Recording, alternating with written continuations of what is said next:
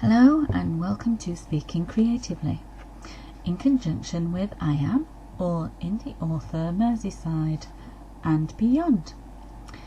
I'm Rose English and I'm here to present Rose's news, reviews and interviews. Today I'm giving you a little bit of news along with a short review. So, this is the latest news. This is the second book I've read from the prizes that I was lucky to win from the #IndieRaw challenge presented by #IndieBooksBeSeen. It's a lovely children's book called The Insect Hotel by David Stringer. It's a unique little book, and like the Quality Street Sweets, it's made for sharing, something that you can read with the whole family. It's unique in a way that it's got some lovely little illustrations on the corners of the pages, but apart from that it's got something I've never seen before. The paper is a strange, dry, dusty garden soil grey colour. Can't see it when I hold up the pages. You can see the little illustrations in the corner and the little spiders, but you can't actually see the colour. But the colour of the paper reminds me of being out in the garden with the dusty soil in the summertime, with it blowing in the breeze, and I feel like when I turn the pages I could quite easily smudge the words from the page and end up with a little bit of grit on my fingers. Thankfully that doesn't happen, it's just my wild imagination running away with me. And this book gives you plenty of opportunity to let your imagination run away. So, what's the story about? The story is about a little boy called Harry and his dad. Dad wants to get Harry out into the fresh air and keep him out of mischief. But Dad's got a great love of nature, which he wants to share with Harry, so he finds it's a good idea to set up some adventures in the garden. So they decide on building the Insect Hotel. And by doing this, they learn all about insects, wildlife, plants, as well as Dad giving Harry a few chores to do, like watering the plants. So, the characters in this book. Of course, you've got the two main characters. We've got Dad, who's everybody's dream parent. He spends a lot of quality time with his son Harry, teaching and nurturing him. And then we've got Harry, typical child, off on his little adventures, loves learning things, is into mischief, he's got lots of whats, why is this happening, why is that happening, and then all of a sudden his attention span's gone and he's off on a new adventure, like playing on his big yellow slide. So the book is actually split into 5 little sections. Each section is a new character, a new insect, or, if you want to put it like that, a new guest at the Insect Hotel. So, the first one we're going to visit is Woodster. So, just give you a little taster of Woodster. Woodster was a woodlouse who had lived in the garden for quite some time in insect years. He was grey in colour, stubborn, and was one of the finest handy bugs around. Although it should be noted, he didn't like being referred to as a handy bug, as he considered himself more of a crab than a bug, being all strong and having a tough, scaly, shield-like back. But he decided to let the matter drop long ago, as it did help bring work in, being referred to as a bug with other insects in the garden. And on top of that, his business cards had already been printed. Well, you don't want to waste a business card then, do you? So we'll stick to the handy bug. So the next guest we come across is Stinker. "Dad, what's this?" called Harry. Something had caught his eye on his big, bright yellow slide as he cautiously got closer for some further investigation. Dad, after feeding the dustbin the rubbish bag, wandered over to see what discovery Harry had made.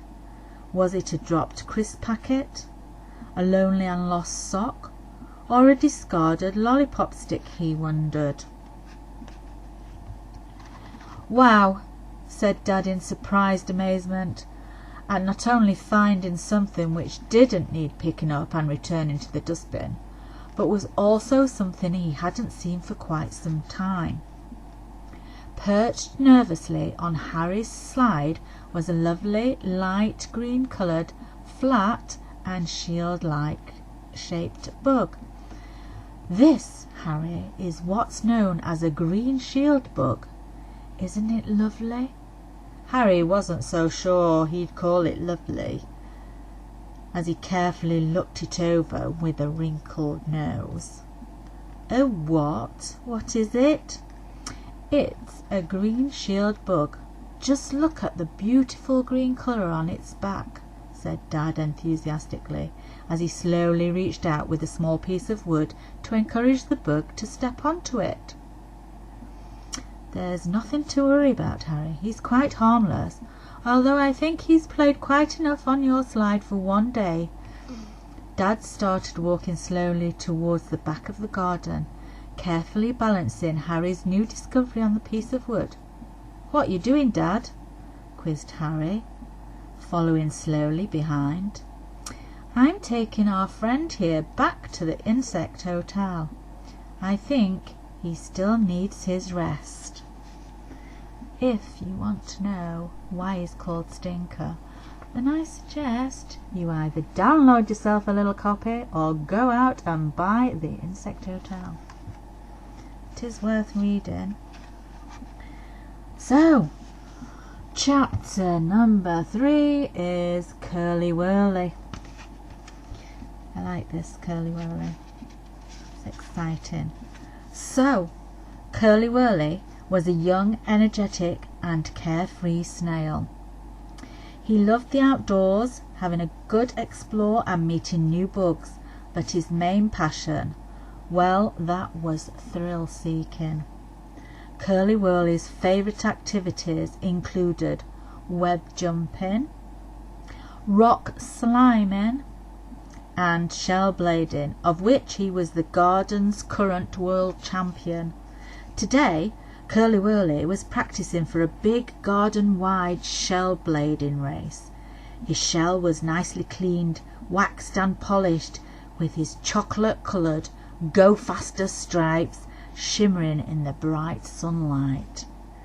He was feeling very proud of himself, looking at his reflection, wearing his new designer Hugo Buzz sunglasses.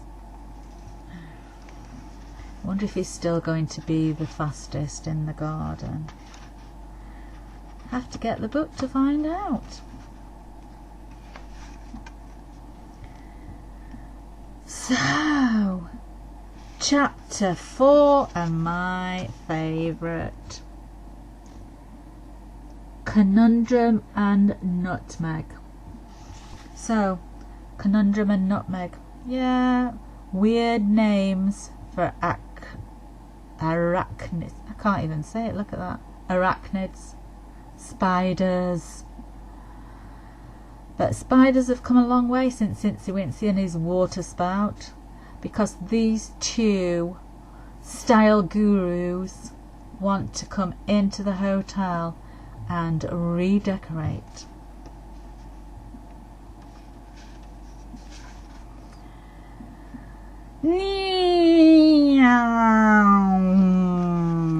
Yelled Harry, flying past him, running full pelt towards the bottom of the garden with his arms outstretched, white scuffed trainers a blur on the ground. "I win," Harry cheered, jumping up in the air, pleased with his victory over Dad. "Well done, kidder," grinned Dad, ruffling Harry's hair as he caught up with him. "Right, let's see what we've got here," he said, as he crouched down to have a closer look at the insect hotel, with the air of someone who knew what he was doing.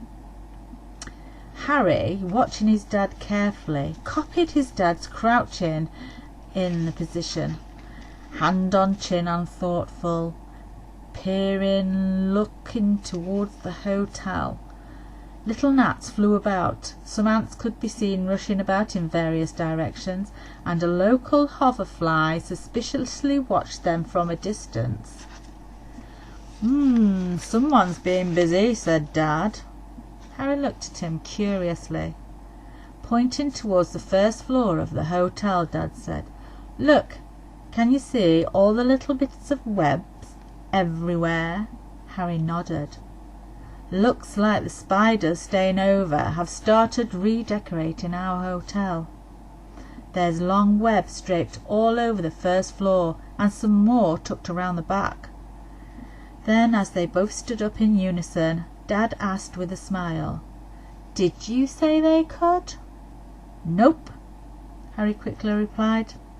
"Cheeky things, me neither. Fancy not liking my decorating skills." I love spiders. I've got spiders in my house. It's spider utopia in my house. But I'd rather have a spider any day, getting rid of those filthy, germ-breeding, low-life flies. So, the final chapter and the final guest of the hotel. And this is Gamble. So, Gamble's a little ladybird.